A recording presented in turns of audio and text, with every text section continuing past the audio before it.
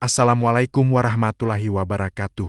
Saya ingin bertanya mengenai ketentuan sujud dalam salat. Apakah benar bahwa sujud harus dilakukan di atas bahan yang berasal dari bumi yang tidak dapat dimakan atau dipakai, seperti batu, tanah, daun, atau sejenisnya? Mohon penjelasannya. Terima kasih.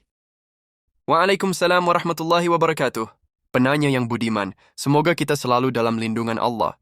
Anggapan bahwa sujud harus dilakukan di atas bahan yang berasal dari bumi, yang tidak dapat dimakan atau dipakai, seperti tanah, atau daun, tidaklah benar.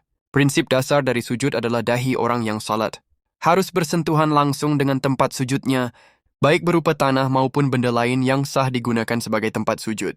Syekh Khatib Asy-Syarbini menjelaskan dalam kitab Al-Ighna fi Hali Al-Fadzi Abi Syuja. وَالتَّاسِعُ السُّجُودُ مَرَّتَيْنِ فِي كُلِّ رَكْعَةٍ وَهُوَ لُغَةً التَّطَامُنُ وَالْمَيْلُ وَقِيلَ الْخُضُوعُ وَالتَّذَلُّلُ وشرعا أقله مباشرة بعض جبهته ما يصلي عليه من أرض أو غيرها. Artinya, yang kesembilan adalah sujud 2 kali dalam setiap rakaat. Secara bahasa, sujud berarti merendah dan condong, atau tunduk dan merendahkan diri.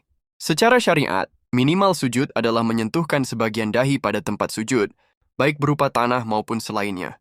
Menurut Syekh Dr. Mustafa Al-Khin, Dr. Mustafa Al-Bugha, dan Dr. Ali Asy-Syarbaji dalam Al-Fiqhul Manhaji ala Mazhabil Imam Asy-Syafi'i, ada 6 syarat sah sujud dalam salat. Membuka dahi, artinya dahi harus terbuka saat menempel pada tempat sujud.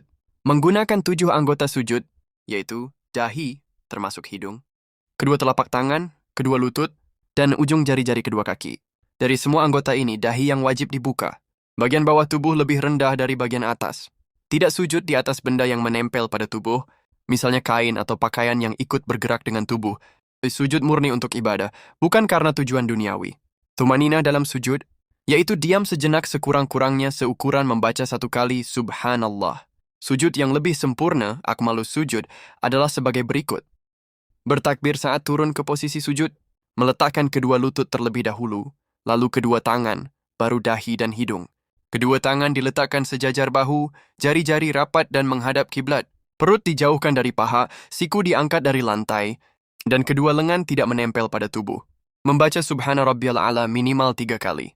Syekh Mustafa Al-Khin menuliskan, وَأَكْمَلُ السُّجُودِ أَنْ يُكَبِّرَ لِهَوِيِّهِ وَيَضَعَ رُكْبَتَيْهِ ثُمَّ يَدَيْهِ ثُمَّ جَبْهَتَهُ وَأَنْفَهُ وَيَقُولُ سُبْحَانَ رَبِّيَ الْأَعْلَى ثَلَاثًا.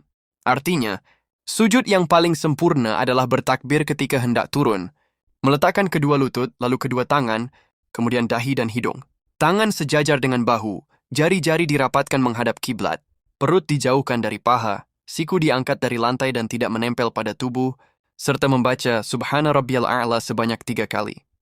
Sujud tidak sah jika dilakukan di atas sesuatu yang menempel pada tubuh atau bergerak seiring gerakan salat, seperti pakaian yang dipakai. Jika dilakukan sengaja, salatnya batal.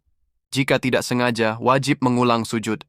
Imam Ibnu Hajar Al-Haytami berkata dalam Al-Minhajul Qawim, وَشَرْطُهُ عَدَمُ السُّجُودِ عَلَى شَيْءٍ مَحْمُولٍ لَهُ أَوْ مُتَّصِلٍ بِهِ فَإِنْ سَجَدَ عَامِدًا بَطَلَتْ صَلَاتُهُ. Artinya, syaratnya adalah tidak bersujud di atas sesuatu yang dibawa atau melekat padanya hingga bergerak seiring gerakannya. Jika ia sujud sengaja di atasnya, salatnya batal. Jika tidak, ia wajib mengulang sujud. Jika benda itu tidak bergerak bersamanya, seperti ranjang yang ia pijak atau tongkat di tangannya, maka sujud sah. Kesimpulan. Dari penjelasan para ulama di atas, dapat disimpulkan, sujud tidak disyaratkan harus di atas bahan dari bumi, seperti tanah atau batu. Yang penting adalah dahi menyentuh tempat sujud secara langsung. 6 syarat sah sujud harus terpenuhi. Tidak boleh sujud di atas benda yang menempel atau bergerak bersama tubuh, misalnya pakaian. Jika syarat-syarat tersebut terpenuhi, maka sujud sah dan salatnya pun sah. Wallahu a'lam.